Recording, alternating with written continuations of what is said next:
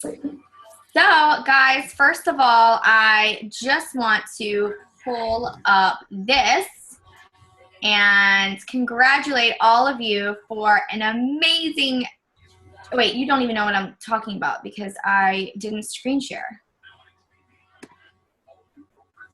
Jeez, starting off on such a good note. Let me see here. Let me go back. Do you guys ever find when you like can't find the window for the chat if you move things? Because now I can't see you and I don't know where you are. There you are. Okay. First, if you could all yes, that happens to me often where I can't find things.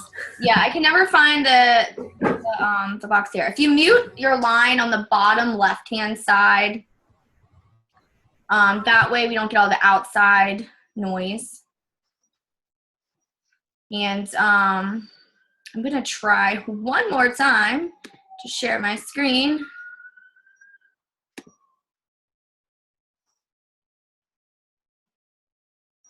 Let me know if it works. Did it work?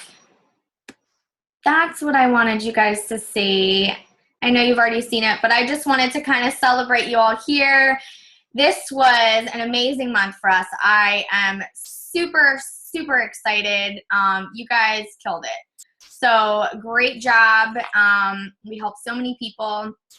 And I also wanted to show you what the team pivot board looks like. If you haven't already seen it, this is the team pivot board. So that is how many people Team Pivot as a whole has, you know, that many people we've helped. All of those numbers on there added up. It's insane. So congratulations. And, you know, a year ago, I also just wanted to share, this was the Team Pivot board 1 year ago. You know, not that big, you know, it's not that far off from where our board is now. So if we keep working hard, I really think in a year, this could be our board for Team Spark. So keep up the great work. I'm so proud of you guys. And, you know, you're awesome. So I wanted also to welcome a new coach, Netta, her first call tonight. Welcome. And Chris is also a new coach on the team. He couldn't make it tonight, but wanted to welcome him as well. I'm going to pause my share for a second and have a couple more announcements. So I think, you know, one of the reasons why I think we did do so well for the month of January is because most of you really kept up your consistency with your power hours. I think I'm going to keep doing that power hour once a month just to kind of get us going and doing our invites and keeping us on track. If you don't know what that is, you'll find out soon because we're going to have one in a couple weeks here. But it's basically doing your invites and doing it collectively as a group together so you can see how I run mine and how, you know, you might want to run yours or, you know, your own version of a power hour. I think that, you know, the consistency of that really helped us this month. And I think if we just keep going this month, we are going to achieve just as much, if not greater success. We have Team Cup, which I think most of you guys are on a team already. And my personal goal is to hit SC10 by the 10th every month. But I think if we just stay consistent with our 3 vital behaviors, you know, being a product of the product and doing our personal development as well as our invites, you know, the success will come, you know, we'll be just fine. So I also wanted to make note, since we have a lot of new coaches, the Summit and Success Club trips. Now, if you don't know what those are, please reach out to me, and you all should sign up for it, even though they are both on a wait list right now. You never know. We just had a bunch of coaches on Team Pivot just get off the wait list for the Success Club trip, and I know a bunch got off the wait list last year for Summit. So if you haven't signed up for either one of those things yet, you should really consider putting your name on the wait list, because Summit, I mean, for one, is just an amazing experience, and it's a real game changer in terms of taking your business to the next level. So I think it's a great place to be if you can get there. On another note, if you are a new coach and you hit Success Club for your first 3 months in a row, you get a free ticket to Summit. So make that your goal going forward for the next couple months. The calendar you guys should have seen on the pivot page, on the Spark page. If you haven't seen it, scroll down. It should be there. And I know a lot of you guys are working on your free groups now, which is awesome. If you have any questions on that, let me know. And I'm going to share my screen again. I just want to dive right into our topic tonight, which is, can you guys see the screen? Cool. So it's mistakes that new Beachbody coaches make and how to avoid them. And it's not just for new coaches, right? So seasoned coaches make these mistakes too, and it's a good reminder, I think, for everybody really to,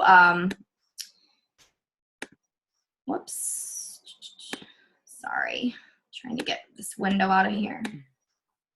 It's a really good reminder for all of us, I think. So just going to take you through. The first mistake, number one, is selling, not sharing. So social media should first and foremost be social. It's not for spamming. We don't think about why you go to Facebook. Do you go so that you can see the latest like Jamberry sales, or the latest LuLaRoe legging prints, or this zit cream that's really working? I mean, no, that's not why you go there, to be spammed by all your friends who are selling all of these things. People go on social media for entertainment. So, they go on to relax, to look at their friends' photos, share, see funny stories and things like that. So they want to be entertained. So you need to be their entertainment. There are so many coaches out there who are doing the 21-day fix. I mean, there's over 300,000 Beachbody coaches that you can do a challenge group with. Why should somebody want to do it with you? What do you have to offer that other coaches don't? And it's about being relatable and sharing your story and being a real person and not just a product, right? In essence, I guess you're sort of selling yourself. You want people to work with you and not just selling the product. And I have a couple examples of what I wanted, of like a good versus bad post on Facebook. So the one on the left is just like, hey, buy this Shakeology sale.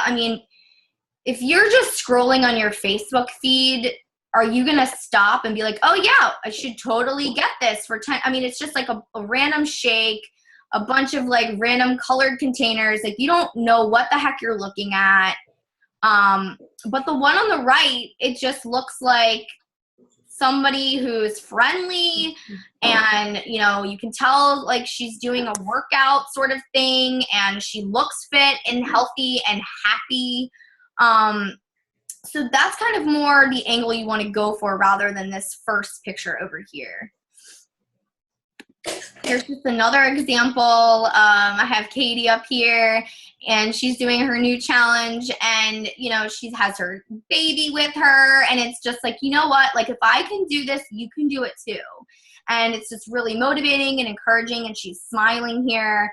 Whereas the other one, you're really just gonna scroll right over it, like, it just looks like a spammy advertisement, and it's gross, honestly.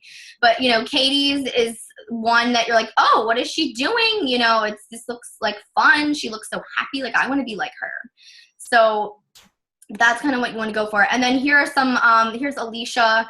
She is a pregnant mama, which is like super inspiring to see, you know, oh, like she can do this too. And the one on the right is Amy, who's a coach on Team Pivot. And I wanted to share this one because a lot of times when I first started out as a coach, I only shared the challenge group aspect and the working out aspect of what I was doing. And so I was, you know, if you want your business to grow, you have to show that you're running a business and that it's an opportunity for other people as well. And so, you know, I would get challenger after challenger to join my groups, but I didn't have any coaches on my team because nobody knew what I was doing as a coach and that they could do it too. So I wanted to include that one in there with Amy just to show that you have to also post about the coaching opportunity as well and not just the challenge groups. If everyone could just mute, make sure their lines are muted. Oh, a little bit of background noise. The second mistake is skipping you. So in order to be a successful coach, you have to be a product of the product. You can't just say, oh, I'm a coach now, like I'm just going to get everybody else signed up to do this, but I'm not really drinking my Shakeology and I don't really feel like doing my workout today. And, you know, that PD stuff, oh, I just don't have time to read or do any of that. Honestly, you're going to fail if you do that, because if you are skipping, you have absolutely nothing to share with, you know, your family, your friends, and people outside in your cold market. And then you're just going to resort back to the icky selling because there's nothing to show. And, you know, I have to say that some of my best challengers have come from times that I have shared my results photos of what I've done. And so, you know, when I was pregnant, everybody wanted to do PIO because I was doing PIO, and they were like, oh, that looks like so much fun. Like, I want to do PIO. And then after I had the baby, I did 21-day fix, and everyone wants to do 21-day fix now because they saw my 21-day fix results. And it's like, if I had just said, oh, you know, I just had a baby, like, I'm going to cut myself some slack. I'm not going to, you know, really work out or try to get back in shape. Like, do you think anybody would want to sign up with me? Like, you're going to be like, no. Look at her. She's still, you know, she doesn't look that great after having her baby. Why would I sign up with her to help me out? You know, you have to be a product of the product, and that's just as simple as that. People want to know that it works, and they need to see you actually doing it and not, you know, I mean, it's great to show other people that are doing it too, but they really want to see you, the person that they know, doing it. Mistake number 3 is copying other coaches. So in the beginning, as a new coach, I think and even, you know, as a seasoned coach, I think it's okay to go to some of the top coaches' pages and see what they're doing, get inspired. But at the end of the day, you don't want to just copy exactly what everyone else is doing, because everyone else is not you. And, you know, people want to know what you have to say. And if you start talking in somebody else's voice, you're going to start attracting people that aren't really like you. And I remember this one national wake-up call where it was just this one coach who, she just followed all the top coaches and saw what was working for some of them, and she just kept doing that, and just it really wasn't her, but she just kept doing that because it was working, and she got a ton of people. She got coaches to join her team, and she was super, you know, excited about it. But then a few months down the road, she realized that these people just like weren't really her jam. You know, she had nothing in common with these people. And so she kind of took a step back and said, you know, if I just start to be myself, I'm going to attract other people who I actually want to be around and work with. So another important piece of this is to create your own content. we talk a lot about working smarter, not harder, and it's okay to be inspired and use other people's ideas in terms of like scripts or, challenge groups and things like that. But at the end of the day, make it your own and use your own voice. I just have an example here of these are the number 2 and number 3 coaches in the entire company of Beachbody. They are completely different people, right? Amy Silverman on the left side, she lives on a tropical island. She's got tons of tattoos, a nose ring. Sometimes her hair's blue. She's just super free-spirited, and she's into fashion and just very bohemian lifestyle. And then you have Megan Ewaldson over here on the right-hand side. She's a mom of 3. She's, she lives in a teeny tiny small town where she didn't know anybody. And, they just have completely different personalities. And somebody that's going to join Megan's team is not going to be the same kind of person that's going to join Amy's team. So don't try to be somebody you're not. Just be yourself, and the people that are like you will want to join you.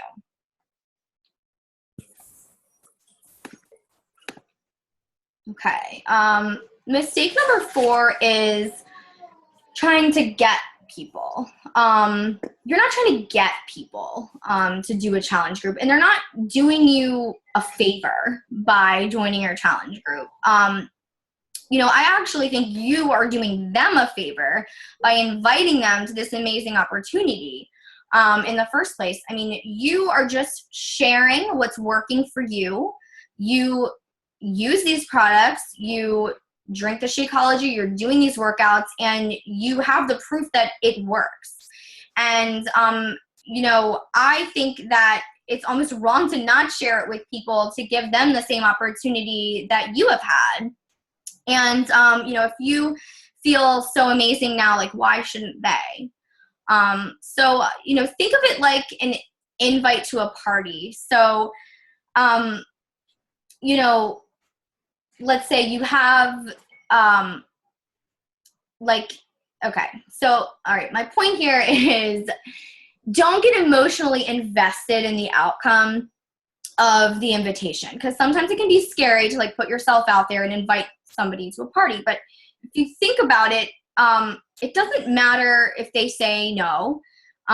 Usually no means not right now. And it's still the party's gonna go on. Like, so if somebody says no, you're still gonna have the party regardless of whether or not that one person shows up. So just think of it like that. It's, the party's going to go on with or without this one person. So keep inviting, and don't get emotionally invested in the outcome.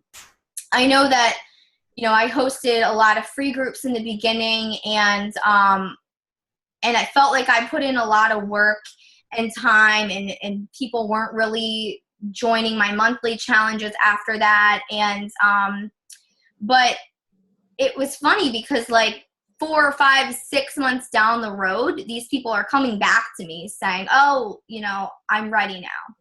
And it's just interesting because, people are going to be ready on their own time. They're not always going to be ready when you want them to be ready. So make sure that you understand that, and, don't get frustrated if somebody says no, because it really just means not right now. The mistake number 5 is not really inviting. So if we're having a party here, remember the party actually needs people. So you can have your decorations, and you can have your food and your theme of your party, but have you invited the people that are on the guest list? That is the most important question. A lot of times when we find that coaches really aren't having the best outcome for the month, we'll say, well, how many invites did you send out today? Oh, well, I sent out like 1 or 2 invites. Okay, well, how many did you send out yesterday? Well, yesterday I was like really busy. I didn't really send out any. No one's going to come to a party if you don't send out the invitations. Don't assume that people are going to see all of your social media posts. Facebook has some crazy algorithm, which apparently they're changing again. And it's only if you interact with people that are liking and commenting on your page that are actually going to see your social media posts. I mean, I've invited people who had no idea that I was a fitness coach for like 8 months. And and they were totally all in. I mean, they were so excited that I reached out to them, and they never saw any of my social media posts. So don't discount inviting people, and also don't prejudge people. I prejudged some people in the beginning because maybe they did like CrossFit, or they did other types of things. I'm like, oh, this CrossFit people, like, they're not going to want to do, my challenge group. But it was interesting because, yes, the one person didn't want to do a challenge group, but she was really interested in Shakeology because she was looking for a shake. So don't prejudge and think that, assume that whether or not the person's going to want to join or not, because you really don't know until you ask them, and let them be the person to say yes or no. Okay. So on invites, like, I try to do at least 5 a day. And I do 10 a day if I can. And I usually have at least 20 different conversations going back and forth at one time. So follow-ups also count as invites, and, social media accounts too, but only if you're engaging with these people. And so get your power hour in, because that's when you're really going to spend time to do the invites, I think. And I'm going to take a sip of wine because I've been talking a lot. Okay.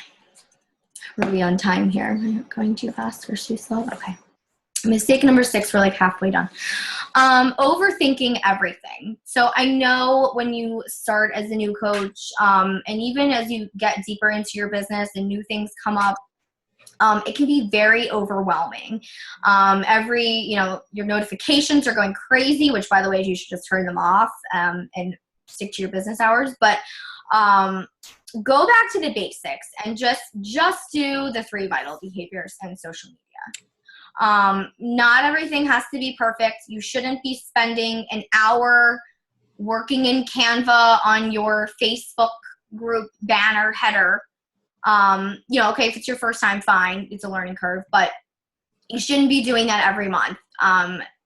Doesn't have to be perfect. And just dive in. Don't let the start stop you.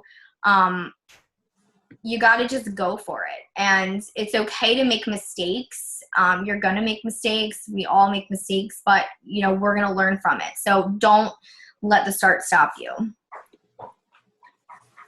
Mistake number 7 is not sharing your story. So we kind of talked a little bit about this before when we talked about sharing versus selling.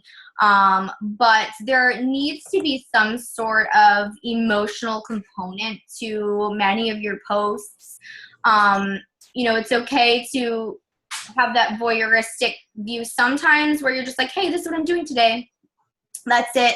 But I think to be successful, you kind of have to dig a little bit deeper into how you're feeling, and just sharing stories of your life. I mean, it doesn't have to be fitness related either. I know that, this was actually before I became a coach, but I have a blog, and I shared the fact that I had a miscarriage on my blog a few years ago, and you wouldn't believe how many people reached out to me that I had no idea had gone through the same exact thing.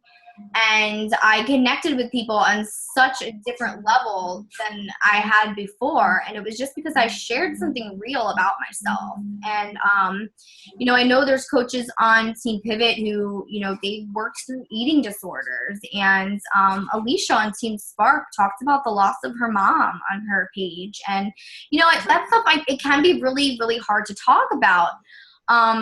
But I think that if you can get to that place, it's so important because those are the types of things that people are going to cling to, and that's why they're going to trust you, and that's why they're going to want to work with you. And if you want people to truly connect with you, and open up with you, then you have to open up first. What else? And so on that same note, I know like a lot of those things we were talking about were like kind of negative, like sad things, but try to keep it positive in your posts because, there's stories of overcome because that's what we do, right? We overcome things. Working out every day doesn't always come super easy to us, and eating healthy, and we're not perfect, but, sometimes we fuck up or excuse my language, but we have tough times in life. And, things that come up that try to derail us from our goals, but we are people that persevere and we're going to get through it. And we want to show them that. Let's like to talk. Who's that? Sorry, can somebody just mute? I can Listen. hear doorbells or something. Oh. Okay.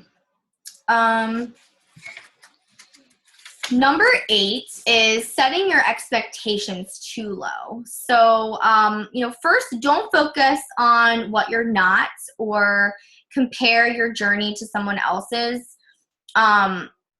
Focus on your non-negotiables. And for most of your non-negotiables should be Success Club 5 and hitting Emerald as new coaches. And I really encourage you to set the bar high because then you're going to exceed what you set. So, for example, I have set SC20 as my goal for like the past, 6 months. And I have not yet hit SC20.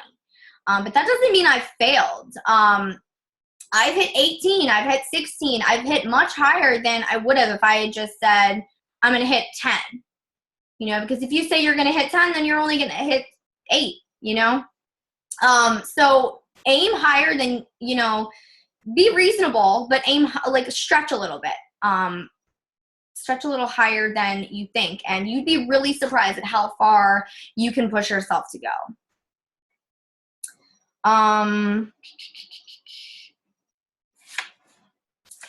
The next one is making your goal all about money. So if you're just here for the money and a quick buck, you're going to fail. I'm just going to say that bluntly. This business, it allows you to have freedom. It allows you to have a life by design. But it doesn't come easy either. I mean, it's hard work. It takes a while to get things off the ground. You have to work on yourself. You have to share your journey. You have to build your network. And all of that takes time. There's a reason why we say be here in a year.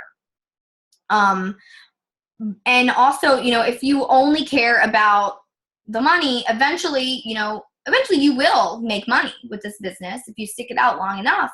But if that's all you care about, okay, once you have money, then you're still not going to be happy. So this business is really about helping others. It's about changing lives. And whether it's with your fitness and your health, whether it's the business opportunity and success, helping people improve their confidence. I have to say my confidence in business-wise has improved tenfold from my last job.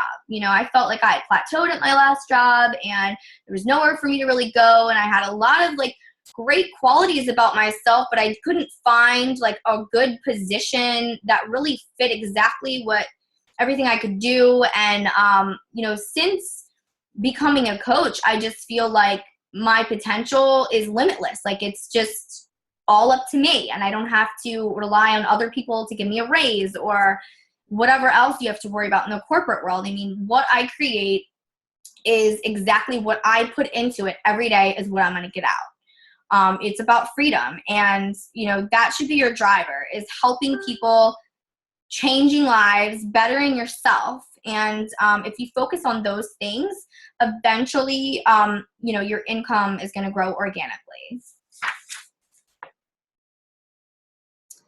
Next one is mistake number 10 is not expanding your market. So in the beginning, we rely a lot on our family and friends to for our business, but eventually your family and friends are going to run out, right? And so then what? If you really want to continue your business, you're going to have to expand into your cold market. And there's a reason why there are incredibly successful Beachbody coaches who come from small towns and don't know a lot of people. It's because they've become social media experts. They've expanded their network and they've researched ways to build. So, we have Facebook like pages, we have Instagram, there's YouTube, people have blogs, there's, Periscope now, which if anyone has checked out, I'm super curious. I haven't, but the important thing is you have to expand in some way. And I know I'm diving into that market right now and it's scary. But I suggest that you do it early on and not wait until you have run out of your family and friends, because then you're going to have like a lull in time where you're just going to not have anyone as challengers. Okay. Mistake number 11 is not treating this like a business. So if you just sit back and post every now and then and say, oh, like people know what I'm doing, I hope, hopefully someone will join a challenge. No, it doesn't work like that. You have to actually make business hours, stick to your business hours, depending on what your schedule's like. I mean, you might have 6 hours in a day, you might have 1 hour in a day, whatever it is, make those hours around your current schedule and stick to them and put in your power hours, send out those invites, research things that you don't know and understand. I mean, treat it like you would treat any other business, because that's exactly what this is. You're going to get out exactly what you put into it. And then the last thing is allowing fear to stop you. So I know sometimes it can be scary. People might say, I feel weird messaging people. But who cares? I mean, who cares? What are they going to say? Are they going to say no? I mean, so what? It means not right now, right? So, it can be scary. I know growing a team is scary. I know when I had my first coach, I was terrified because I'm like, oh my gosh, now I'm in charge of people. Like, what am I going to do? Like, but I'm not in charge. Like, everyone's in charge of their own business. I'm here to help support. But, and yes, I still need wine on my conference calls. Like, sometimes it's scary, but you know what? But you just do it anyway. You push yourself and you get better. You might be afraid that no one's going to join, no one's going to participate, you're going to fail, you're going to, maybe you're afraid to be too successful. I mean, who knows? Like, but don't let that stop you. Some people think like I'm a private person, so sharing is hard for me. And to that, I just have to say, sorry to be blunt, but you kind of just have to get over that, because you're not going to be successful if you can't share your journey of what you're doing, because other people need to see that it works and they need to learn who you are. So don't let fear hold you back. Don't let the start stop you. You're gonna make mistakes, you're gonna fail, but fail forward, learn from the mistakes, and we'll grow from it. So I'm just going to give you a couple of things like that I didn't do in the beginning. And, I didn't understand that Shakeology and the Challenge Pack and Success Club were vital to our business. You're like, so what the heck did you do those first few months? Exactly. And that's why I make sure any new coach that comes on, it's like, I make sure that they know how important those things are to the business. Otherwise, you're not going to move forward. I mean, I used to have people, I would tell them about one of the programs and be like, oh, and by the way, like if, there's this shake that we have, and it was also because I wasn't fully invested in the shake. Like I wasn't a shake person to start. And it had to grow on me. And it wasn't really until I started believing in Shakeology and believing in the entirety of the business, then I was really truly able to share it and be authentic and genuine, and people can read that. Another mistake I did was I used to share a lot of photo content because I like photos, and I didn't always, and I still struggle with this sometimes, is that, you know, sometimes there's just no story that really goes along with it. There's no emotion or engagement opportunity. And I think it's really important to make sure that you either have some sort of emotional component, or some sort of way that people can interact with your post, like ask them a question at the end of your post, so that people are commenting and you're starting conversation. And then the other mistake I talked briefly about was that I only shared the fitness journey. And my result was that I had, you know, I was hitting SC10 every month. I had tons of challengers, but I didn't have one single coach to join the business. And if you don't have coaches on your team, you're not going to grow your business. So, you know, nobody understood the lifestyle because I wasn't sharing it. But I've made changes and I've got better, and I'm still learning. It's a learning process. But you can't be afraid to just dive, you know, you just have to dive in. And I just wanted to end with this little Michael Jordan quote. I used to play basketball, and so, you know, he failed a bunch of times, but look how successful he is, or was. You know, he's an amazing individual. And I know that there's a lot of other really famous people who have quotes like this, who, you know, they failed forward, and they failed many times, and that's why they succeed. So it's okay if you've made some of the mistakes on this list, and you know, I've made plenty of them, and but I'm hoping that, you know, since there are so many new coaches on this team, I wanted to pick this topic so that I could kind of, you know, nip anything in the bud early on to just have you be more prepared than I was. Because when I was first starting out, I mean, Marion was amazing, but she didn't have any upline help. I mean, she had to figure out everything on her own. And so I was kind of following her, but she was still learning things as she went. And you know, she didn't have any help. So I feel like we're so lucky that we have this incredible team that's able to, you know, lead and help us and stop us from making these, you know, mistakes, so that we can just start out on a better note than, you know, how I started or how Marion started. So, sorry, I just realized there was comments in the chat. Oh, that's from earlier. Okay.